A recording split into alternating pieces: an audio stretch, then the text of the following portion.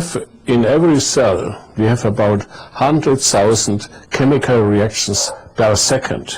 If I say 21, 22, in every of your cells there happened 100,000 chemical reactions.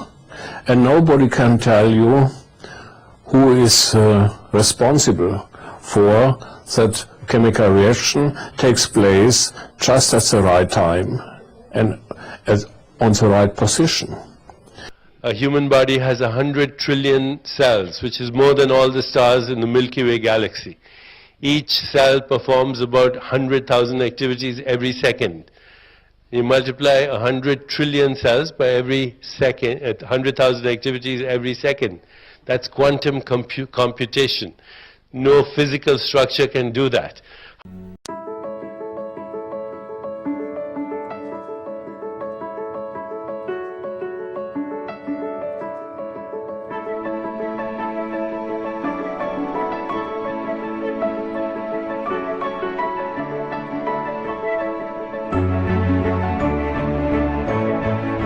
In your body right now, the organization that's going on every second is like so remarkable. There's like 100 billion chemical changes occurring per second. There's like DNA, so that if I took all your DNA and unraveled it, like when you pull on the thread of a sweater, and I unraveled it and pulled it out of you, what's contained in you right now, I could wrap around the world 5 million times. I can go from the sun to Pluto and back to the sun and back to Pluto and back to the sun, back to Pluto and back to the sun with your DNA.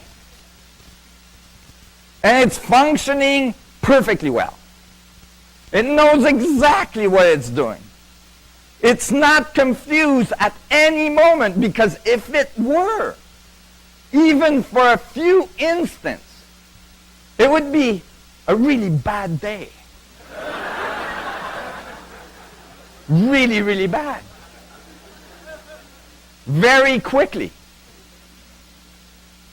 But it's highly organized, and really in science today, both in physics and in biology, there is no explanation for this.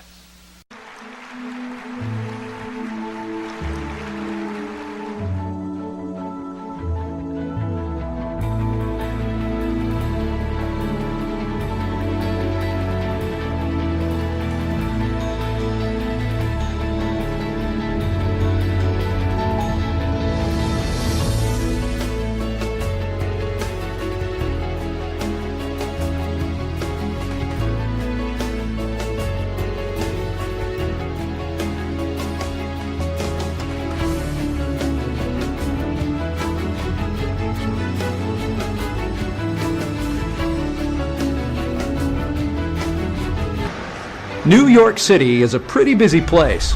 The traffic, the people, the messaging, the systems of transportation. But when comparing a living cell to this great city, New York pales in comparison. A cell is so complex that scientists have only scratched the surface of what really goes on in there. However, even with our limited understanding, what we do know is that the inner workings of a simple cell are simply extraordinary. There are thousands or millions of interacting computers in every cell that communicate with one another. They read the information, they transfer information from one component to another component. There are many different operating systems involved. There are different programming languages involved with the various components that are within the cell. And all of them have the same components that any other computer would have. DNA and RNA can hold prescriptive information, or algorithms, and proteins can be used to hold, transfer, or process data. Proteins are the output generated by the translation process of a ribosome's computer system. Scientists have also discovered something known as the interactome, which is an incredibly dynamic network used by the cell for internal communication. It's like the internet of the cell, where proteins, RNA, and DNA can stay in constant communication with each other. We also know there is a cell-to-cell exchange of information integrating our entire body. In an interview, Venter stated, "Life is basically the result of an information process, a software process. Our genetic code is our software, and our cells are dynamically, constantly reading that genetic code." When cells were discovered over 300 years ago, it was thought that the structure of a cell was very simple. With the inventions of the electron and proton microscopes, we now have a much clearer understanding of the intricacies of life. The cell is an extremely efficient and well-networked computer system with thousands or even millions of processors and billions of bits of information.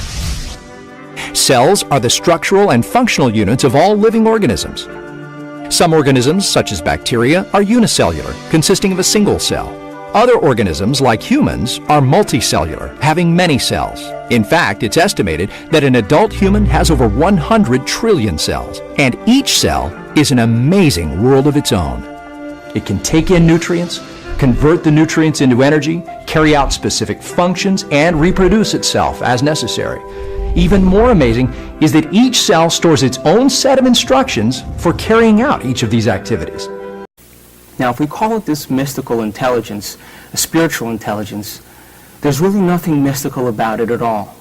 You see, it's the same intelligence right now that's keeping your heart beating. Your heart beats 2 gallons of blood every minute, over 100 gallons of blood every hour.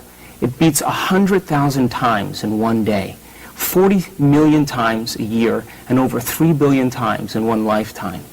It pumps consistently without you consciously thinking about it. Now, if we think about it, there's some order, there's some intelligence that's giving us life, that's keeping our heart beating. It's the same intelligence that's digesting our food, breaking down food into gases and nutrients, and taking that food and organizing it to repair the body. All of that's taking place without us consciously thinking about it.